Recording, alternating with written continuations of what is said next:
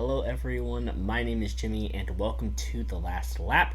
In today's video we're going to be breaking down our playoff predictions from earlier in the year and see how well we did compared to that, and we're also going to give you our playoff predictions as we go into the playoffs this weekend at Darlington. We're going to go through each round. Matthew and I are both going to say who we think advances to each round, who gets knocked out, and we're going to eventually give you our championship 4 predictions. So make sure you guys stay tuned. As always, make sure you check out our social media channels. They will be linked in the description. Let's go ahead and hop straight into it. Matthew is joining me on the show as always, and here we go. It's time for the playoffs once again. So how's it feel to get ready as we start this week at Darlington, and we got 10 weeks of racing to declare a champion for the Cup Series? Well, I can't believe there's only 10 races left. Man, this season's already flown by, it seems like. And man, I cannot wait for these playoffs to get started. I think we're going to have probably one of the craziest playoffs that we have ever seen, especially with this format. Especially with the parity that has happened this year. The field is so tight this year in terms of competition. And man, this is going to be a good one. So we're starting off with the Lady in Black at Darlington. So couldn't start off anywhere else. Alright, so how we're going to do this video is, first of all, I'm going to go over the current playoff standings as we head into the playoffs this week at Darlington. So, Chase Elliott is the points leader. He has a 33-point gap over the cut line. Joey Logano is second. He is plus 18. Ross Chastain plus 13. Kyle Larson fourth at plus 12. Then it really starts to get close. It's single digits from here on out. William Byrne is fifth. He is plus 7. Hamlin is plus 6, as well as Ryan Blaney. Tyler Reddick and Kevin Harvick are both plus 5. Christopher Bell plus 4. Kyle Busch plus 3. And Chase Briscoe plus 2. And then below the cut line, we have Daniel Suarez minus 2. Austin Cindric and Alex Bowman minus 3. And Austin Dillon minus 4. So, very tight bubble from 5th to last. It's like a 10-point gap. So, it's going to be really crazy this first round.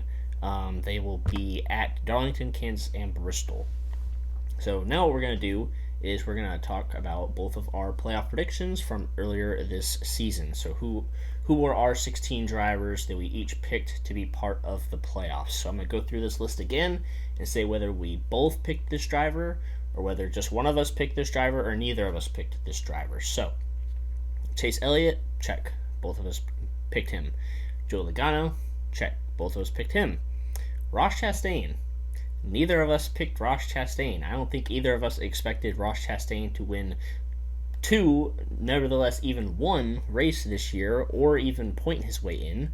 But he won 2 races this year to make his way into the playoffs.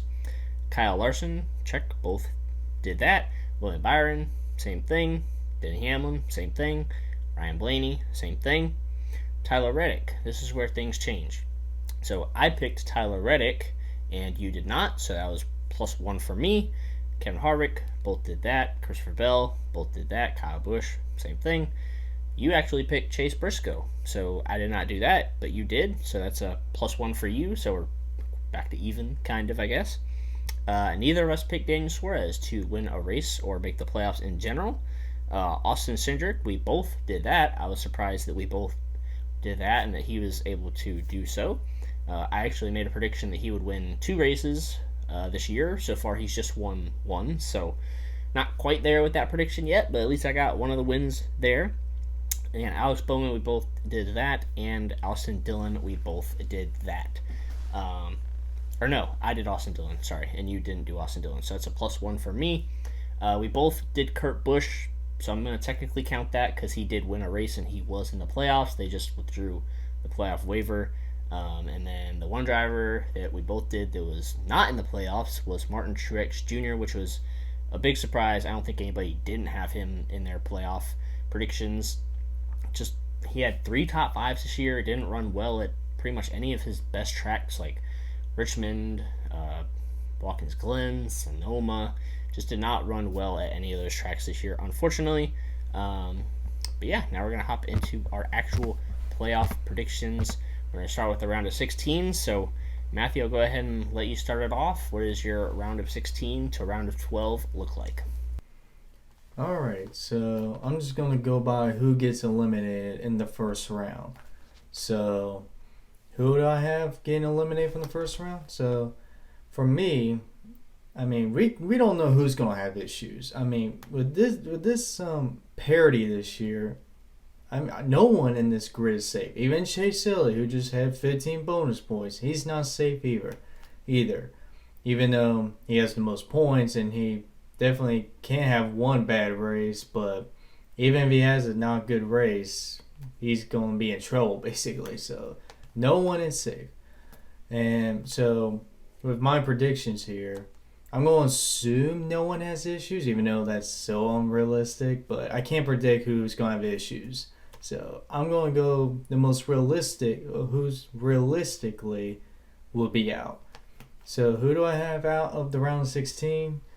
For me, I got Austin Dillon, of course, for obvious reasons. Even though in 2020, when he did make the playoffs, he did kind of surprise some people, but I don't see that happening.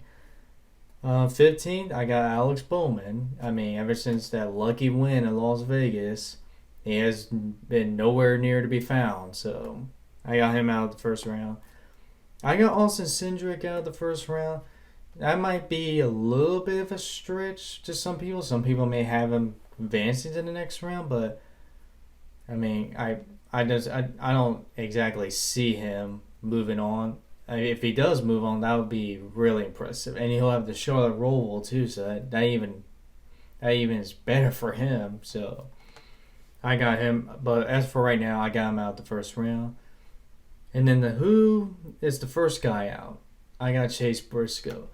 He's had a good year this year, but he has been really inconsistent in my book. So I got Chase Briscoe out. So that is my four that are gonna be out of the first round.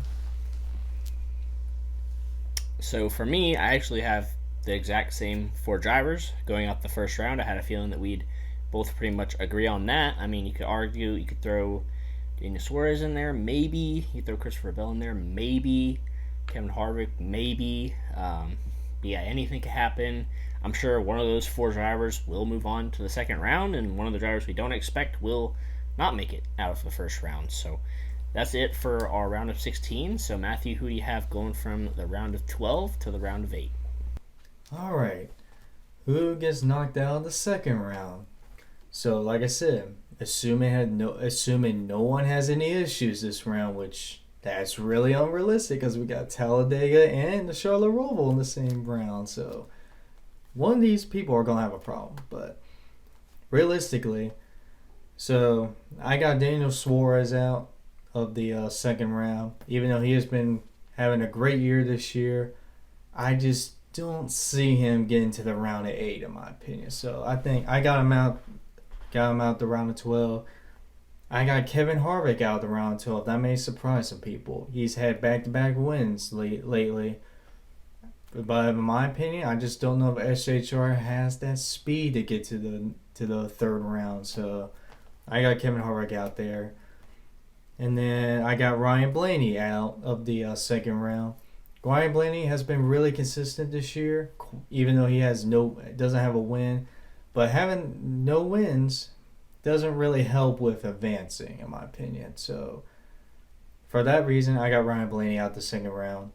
Even though he is a good possibility of moving up to the third round, in my opinion. And then I got William Byrne as the first guy out of the second round. Even though he has had 2 wins this year, after that he's been super inconsistent, which that has disappointed me.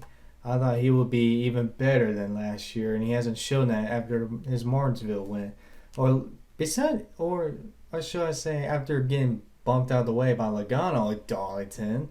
So, all right. So for me, and like you said, this is probably the most unpredictable round because you have Talladega and the Roval back-to-back weeks, with the Roval being the final race of the round. So, Daniel Suarez could go and win the Roval and make it to the next round. Ryan Blaney could win Talladega and move on to the next round. Ryan Blaney won at Texas in the spring at the All-Star race, so he could do that. But for me, Three of our drivers were the same. I also had Kevin Harvick being out, Danny Suarez being out, and William Byrne as well. William Byrne, exactly like for why you said, he had those 2 wins early in the season, and since then went into a summer slump. And I think in total this year he's had 3 top 10s or 5 top 10s through 26 races, which is not impressive at all. He has slacked off quite a bit, so I have him out as well. And the final driver I have out this round is Christopher Bell. I just feel like, yeah, it's a little bit, you could toss it up with Ryan Blaney, but I feel like Christopher Bell will be knocked out just because Ryan Blaney, he won Texas in the spring for the All-Star race, so he'll probably be pretty good there again. And Ryan Blaney is also a pretty good super speedway racer, so that's why I have him going on to the next round. But like both of us said, we could toss up any drivers in that round of 12, and randomly 8 of them can move on to the next round. So those are my picks for that will be knocked out at the round of 12. So Matthew, who do you have going out of the round of 8, and then who do you have for your final 4? Alright, so the third round right here. So for me, I got Joe Logano out of the third round. And then it pains me to say this, but I have to put my driver in there as him getting out of the third round. Even though there will be some mile and a halves on I think Texas and Homestead are on the third round, if I'm correct.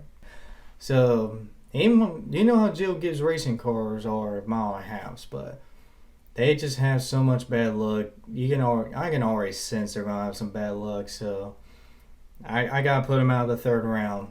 I'm sorry. And then I got Christopher Bell out of the third round. So I got him a little higher than what people may expect, but I feel like Christopher Bell, especially during the summertime, he has been quietly been a really consistent guy. A lot of top 10s, a lot of top 5s, including that win in New Hampshire.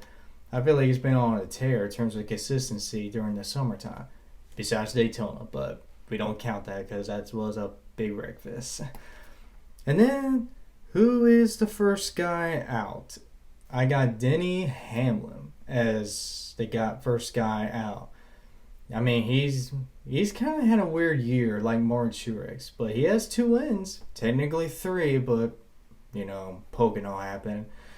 And besides those 2 or 3 wins, depending on your Hamlin fans feel about that, he has been kind of inconsistent. So I got him out the third round. So I got 3 JGR cars and Joe Logano out of the third round. Wow. Okay, I did not expect that of you. Actually, so I already know what your championship 4 is, but I'll let you say that for yourself in a minute. But for me, for the third round, since I had Ryan Blaney making it to the round of 8, I do feel like he will be knocked out of the round of 8. For pretty much the same reason you say he would be knocked out of the round of 12.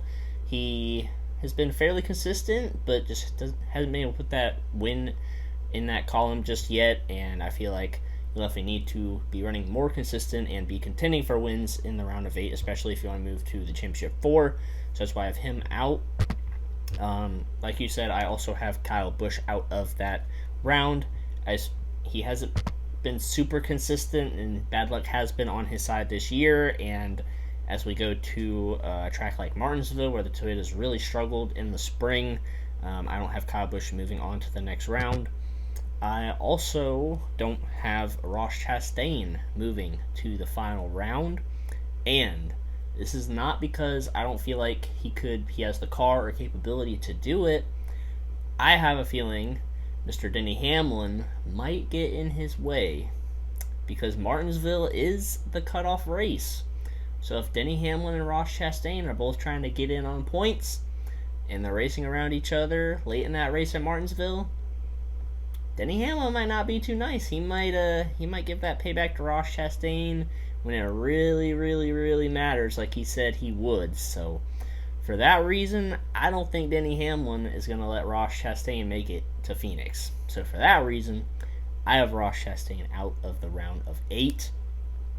And I was going back and forth between this for the most part, but I feel like I really want to put Tyler Reddick in the Final Four, but I just can't do it. I feel like you need that playoff experience to get to the Final Four, and Tyler Reddick just doesn't have that just yet, even though he's had some pretty good cars. He has 2 wins this season. I just don't think he'll have the playoff experience to make it to the Final Four, and he hasn't been that good at Martinsville either, and you need to be good at Martinsville. If you're in a points situation to make it to Phoenix, you need to be good at Martinsville, and he is not good there. Just look at last year, or no, 2 years ago. Kevin Harvick, he went into Martinsville, and he needed to have a good run, and Harvick is not good at Martinsville, and he ended up not making the playoffs because he's not good at that track. So I kind of see the same thing happening with Tyler Reddick here. But yeah, that's my 4 that would be eliminated out of the round of 8. So Matthew, what do you think about that, and who are your final 4? Alright, so the championship 4 right here. This is assuming everyone comes in clean. No problems for all of them. Which we know that's not going to happen. There's going to be chaos. Especially when you have Martinsville on the schedule. But realistically, Chase Elliott should be in the championship 4. Like I said, as long as he has no issues. That should be realistically. Well, it all depends on if he doesn't choke. Like, some races this year, Watkins Glen. And then I got Ross Chastain as the second guy making the championship 4. I mean, I know there's the whole payback thing, but I just think both drivers are just going to focus on their own task is to make it to the championship 4. So I don't see any of that happening, in my opinion. I think they're just going to move on, just focus on their race, focus on getting the championship 4. So that's just me. Ross Chastain's in. I got Kyle Larson in the championship 4. I mean, he is the reigning series champion with one of the best seasons that we have ever seen with 10 wins last year. Obviously, he's only had 2 wins this year, but, I mean, it's Kyle Larson. I can't count this kid out. Can't count this guy out, basically. This guy is just so good. So, I got to put Kyle Larson in there, the best driver at Hendrick. And then, who's going to be the last spot? This is going to surprise people. And, I mean, it's all going to depend on people's different opinions here. I got a surprise on this one. I'm putting Tyler Reddick as the last guy in the championship 4. Now, he does have some obstacles going his way as he's in an RCR car. RCR is technically not the best car to be in. But we saw Ryan Newman, the first year of this playoff format, make it to the championship 4 without winning. And Tyler Reddick has 2 wins. And especially the summertime, he has been on a roll, basically. And I feel like we're coming up with some tracks that he was good at earlier this year, especially Darlington. He finished second there. You got into Charlotte Roval. He has won basically 2 of the last 3 road courses. And, I mean, I feel like Tyler Reddick is going to shock everyone this playoffs. So, that's my championship 4 right there. Yeah, that's a very good championship 4. I was pretty much right there with you. I really wanted to put Tyler Reddick in the championship 4. I just couldn't get myself to do it. But for me, I have Chase Elliott in the championship 4 as well for the same reason you said. He has that 33-point lead. Obviously, that's going to shrink as the playoff grid gets smaller and smaller. If he gets a few more stage wins, maybe another win in there, that'll up those playoff points even more. So he should be able to make his way there on points, but you also have Martinsville in the round of 8 as well, which he is pretty good at. I have Kyle Larson in the championship 4 as well. Even though he only has 2 wins this season, like you said, he's very strong in the playoffs, and you can never really count him out. And I see him doing really good at Homestead as well. That race right in the middle of that round of 8, I see him running very well, if not even winning that race, because Homestead is one of his best racetracks. So I have Kyle Larson moving on to the championship 4. I also have Joey Logano moving on to the championship 4, which might be a shock to some people, because Logano hasn't really been consistent this season, as well as Penske in general, but I feel like he's just one of those drivers, kind of like Kyle Larson. You can never really count him out, and he has that whatever it takes mindset to claw and fight his way. So I feel like he can do that and make his way to Phoenix. And I also have Denny Hamlin in the championship 4.